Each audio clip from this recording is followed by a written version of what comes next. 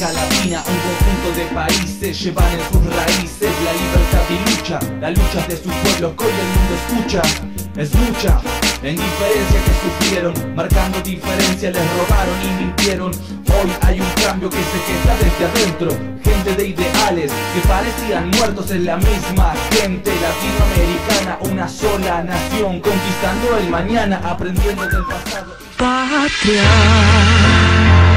tierra sagrada, naciste libre y soberana.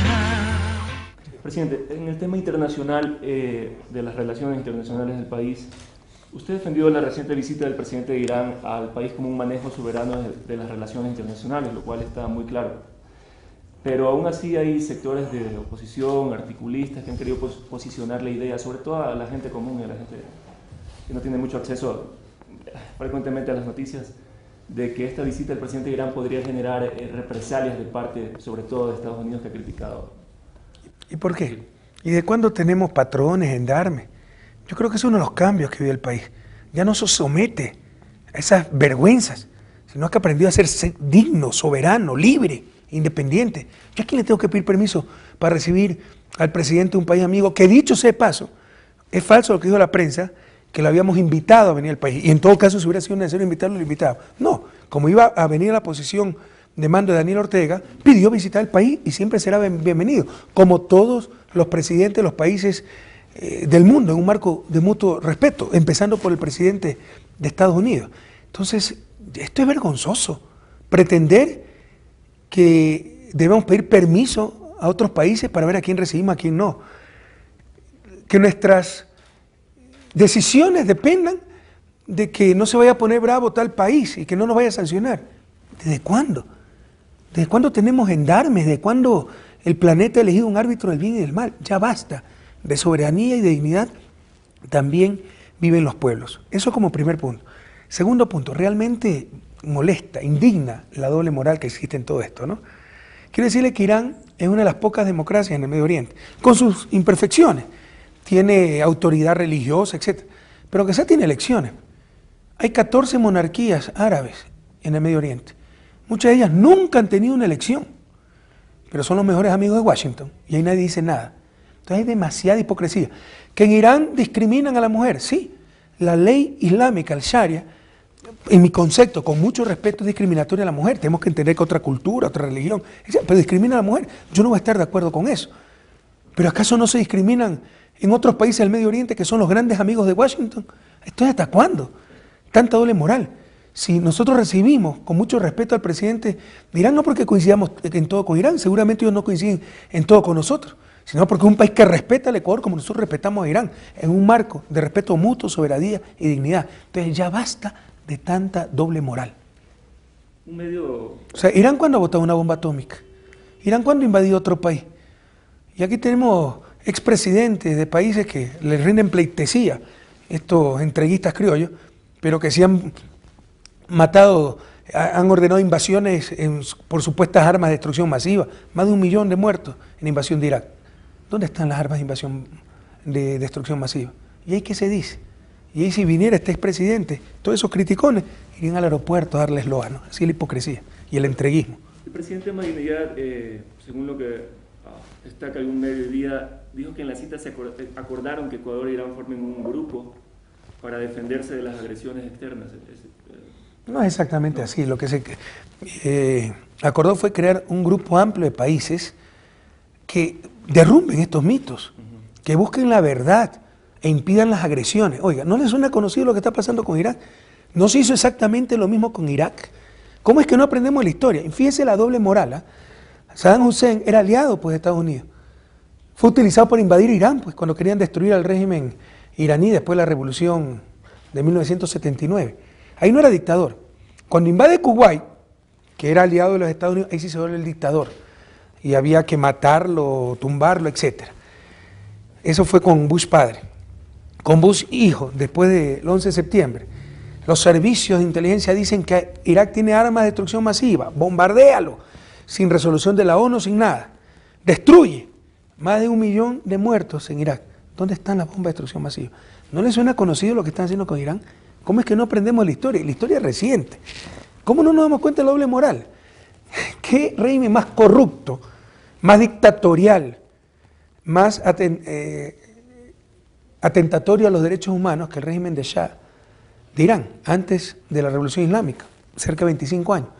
Protegido, apoyado, aupado por los Estados Unidos. Y ahí no había problema de que no haya democracia. Viene un régimen que no le gusta a Estados Unidos, entonces ahí sí que no hay democracia, hay que invadirlo, etc. Entonces, ya basta de esto. ¿Cómo es que no aprendemos la historia? La Organización Internacional de Energía Atómica, quiere decirle que Irán sí es signatario de la Organización Internacional de Energía Atómica, que busca la no proliferación de armas atómicas. Por eso tiene que someterse a las inspecciones. Con mucho respeto, un país como Israel ni siquiera es signatario. Uno de nuestros objetivos de política exterior es que todos los países sean signatarios y todos hagamos un esfuerzo para la no proliferación de armas nucleares y, si es posible, la eliminación de armas nucleares del planeta. Bueno, Irán sí es signatario. La última resolución de esa organización, que ya está controlada por los Estados Unidos, que Irán está desarrollando armas nucleares, fuentes, no primarias, no la inspección, lo que dicen los servicios secretos de los países enemigos de Irán, los mismos que dijeron que en Irak hay armas de destrucción masiva. ¿Cómo podemos caer en la misma trampa? ¿Cómo podemos cometer los mismos errores? ¿Cómo podemos aceptar de nuevo esas babosadas? Por eso Ecuador se opuso a esa resolución que por simple mayoría imponía sanciones a Irán. Que vayan a inspeccionar lo que quieran a Irán. Nosotros creemos en lo que dice el gobierno de Irán, que con todo el derecho que le asiste, como Argentina, como Brasil, han desarrollado energía nuclear, pero no están desarrollando armas nucleares, no les interesa. Pero si cabe alguna duda, que vayan a investigar. Pero ese informe lo vi, el último, no fue en base a inspección, fue en base a fuentes secundarias, servicios secretos de los países enemigos de Irán. ¿Cómo podemos creer en esa tontería?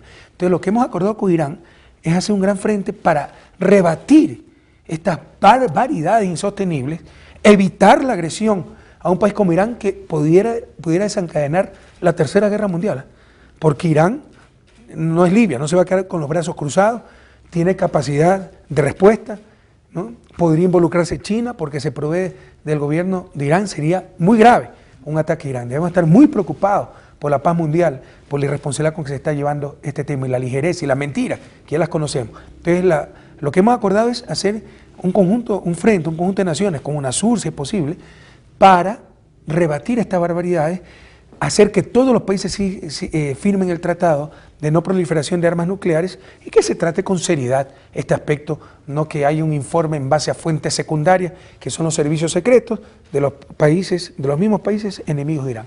¿Qué otros países participarían en este frente, presidente?